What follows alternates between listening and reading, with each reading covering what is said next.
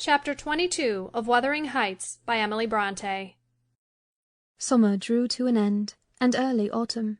It was past Michaelmas, but the harvest was late that year, and a few of our fields were still uncleared. Mr. Linton and his daughter would frequently walk out among the reapers. At the carrying of the last sheaves they stayed till dusk, and the evening happening to be chill and damp, my master caught a bad cold that settled obstinately on his lungs, and confined him indoors throughout the whole of the winter, nearly without intermission. Poor Cathy, frightened from her little romance, had been considerably sadder and duller since its abandonment, and her father insisted on her reading less and taking more exercise. She had his companionship no longer. I esteemed it a duty to supply its lack, as much as possible, with mine, an inefficient substitute, for I could only spare 2 or 3 hours from my numerous diurnal occupations to follow her footsteps, and then my society was obviously less desirable than his. On an afternoon in October, or the beginning of November, a fresh watery afternoon, when the turf and paths were rustling with moist withered leaves, and the cold blue sky was half hidden by clouds, dark grey streamers rapidly mounting from the west and boding abundant rain, I requested my young lady to forego her rambling, because I was certain of showers. She refused, and I unwillingly donned a cloak, and took my umbrella to accompany her on a stroll to the bottom of the park, a formal walk, which she generally affected if low-spirited, and that she invariably was when Mr. Edgar had been worse than ordinary, a thing never known from his confession, but guessed both by her and me from his increased silence and the melancholy of his countenance.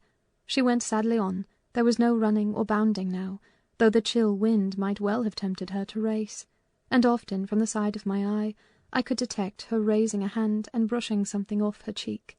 I gazed round for a means of diverting her thoughts.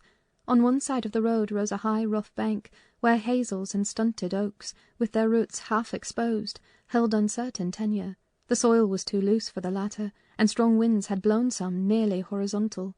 In summer, Miss Catherine delighted to climb among these trunks and sit in the branches, swinging 20 feet above the ground, and I, pleased with her agility and her light, childish heart, still considered it proper to scold every time I caught her at such an elevation, but so that she knew there was no necessity for descending.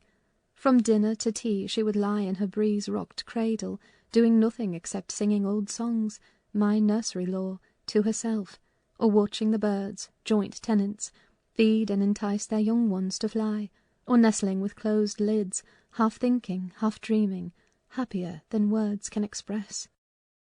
"Look, miss," I exclaimed, pointing to a nook under the roots of one twisted tree. "Winter is not here yet.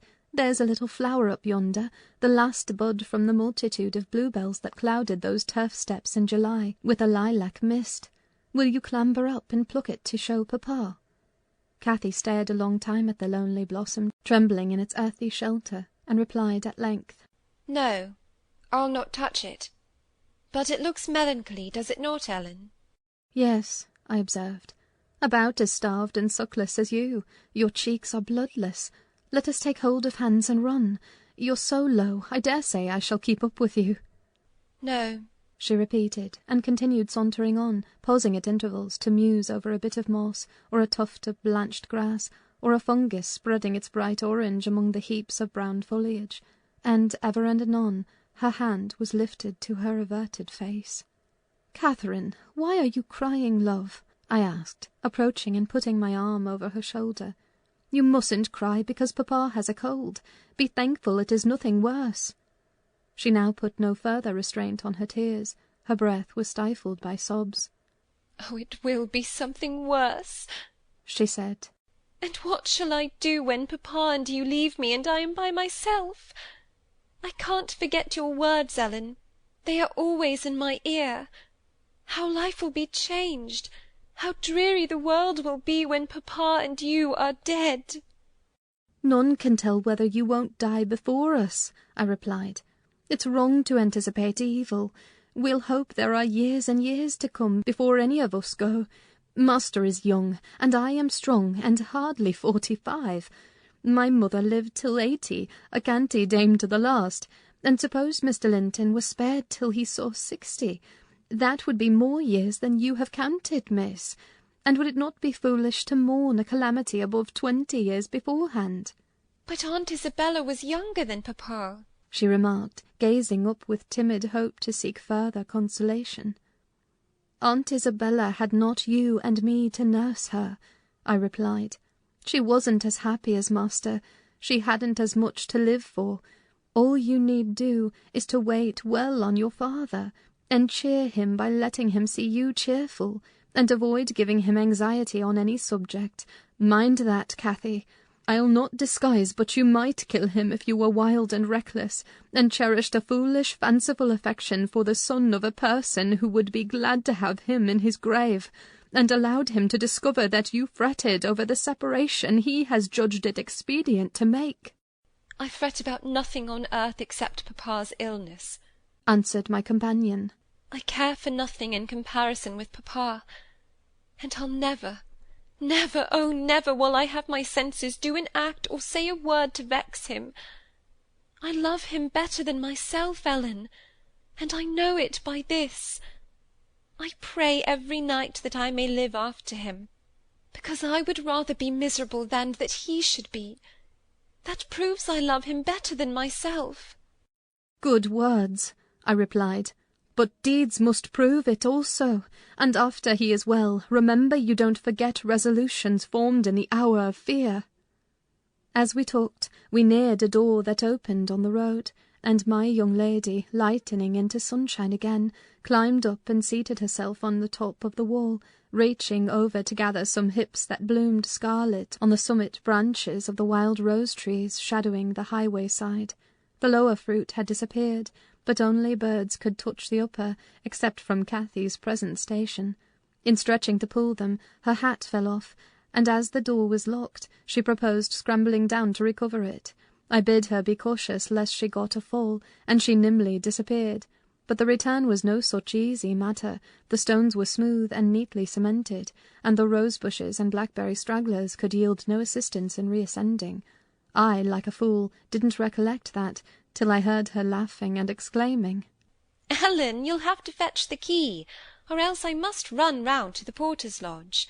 I can't scale the ramparts on this side. Stay where you are, I answered. I have my bundle of keys in my pocket. Perhaps I may manage to open it. If not, I'll go.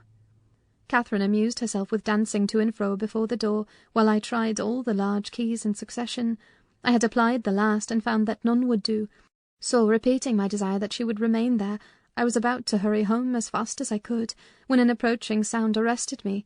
It was the trot of a horse. Cathy's dance stopped also. "Who is that?" I whispered. Ellen, I wish you could open the door, whispered back my companion anxiously. "Ho, Miss Linton!" cried a deep voice, the rider's. "I'm glad to meet you. Don't be in haste to enter, for I have an explanation to ask and obtain." I shan't speak to you, Mr. Heathcliff, answered Catherine. Papa says you are a wicked man, and you hate both him and me, and Ellen says the same. "That is nothing to the purpose," said Heathcliff. He it was. "I don't hate my son, I suppose, and it is concerning him that I demand your attention. Yes, you have cause to blush. 2 or 3 months since, were you not in the habit of writing to Linton, making love in play, eh? You deserved both of you flogging for that. You especially, the elder and less sensitive, as it turns out. I've got your letters, and if you give me any pertness I'll send them to your father. I presume you grew weary of the amusement and dropped it, didn't you? Well, you dropped Linton with it into a slough of despond. He was in earnest, in love, really. As true as I live, he's dying for you, breaking his heart at your fickleness, not figuratively, but actually. Though Hareton has made him a standing jest for 6 weeks, and I have used more serious measures and attempted to frighten him out of his idiocy, he gets worse daily, and he'll be under the sod before summer, unless you restore him." "How can you lie so glaringly to the poor child?" I called from the inside. "Pray, ride on. How can you deliberately get up such paltry falsehoods? Miss Cathy, I'll knock the lock off with a stone. You won't believe that vile nonsense. You can feel in yourself it is impossible that a person should die for love of a stranger." "I was not aware there were eavesdroppers," muttered the detected villain. Worthy Mrs. Dean, I like you, but I don't like your double-dealing. He added aloud.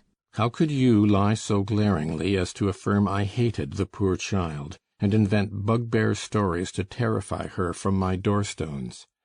Catherine Linton, the very name warms me. My bonny lass, I shall be from home all this week. Go and see if I have not spoken truth. Do, there's a darling. Just imagine your father in my place and Linton in yours. Then think how you would value your careless lover if he refused to stir a step to comfort you when your father himself entreated him. And don't, from pure stupidity, fall into the same error. I swear on my salvation he's going to his grave, and none but you can save him. The lock gave way, and I issued out. I swear Linton is dying, repeated Heathcliff, looking hard at me. And grief and disappointment are hastening his death. Nelly, if you won't let her go, you can walk over yourself. But I shall not return till this time next week, and I think your master himself would scarcely object to her visiting her cousin.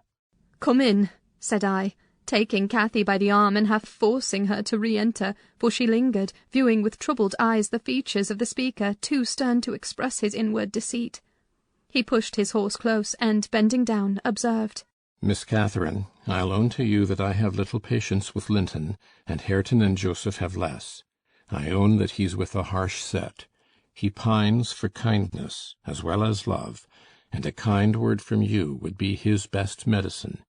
Don't mind Mrs. Dean's cruel cautions, but be generous, and contrive to see him. He dreams of you day and night, and cannot be persuaded that you don't hate him, since you neither write nor call. I closed the door, and rolled a stone to assist the loosened lock in holding it, and spreading my umbrella, I drew my charge underneath, for the rain began to drive through the moaning branches of the trees, and warned us to avoid delay. Our hurry prevented any comment on the encounter with Heathcliff, as we stretched towards home, but I divined instinctively that Catherine's heart was clouded now in double darkness. Her features were so sad, they did not seem hers. She evidently regarded what she had heard as every syllable true. The master had retired to rest before we came in. Cathy stole to his room to inquire how he was. He had fallen asleep. She returned and asked me to sit with her in the library.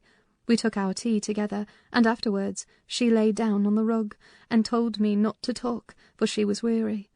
I got a book and pretended to read. As soon as she supposed me absorbed in my occupation, she recommenced her silent weeping. It appeared at present her favourite diversion. I suffered her to enjoy it a while, then I expostulated, deriding and ridiculing all Mr. Heathcliff's assertions about his son, as if I were certain she would coincide. Alas, I hadn't skill to counteract the effect his account had produced. It was just what he intended. You may be right, Ellen, she answered, but I shall never feel at ease till I know. And I must tell Linton it is not my fault that I don't write, and convince him that I shall not change. What use were anger and protestations against her silly credulity? We parted that night, hostile, but next day beheld me on the road to Wuthering Heights, by the side of my wilful young mistress's pony.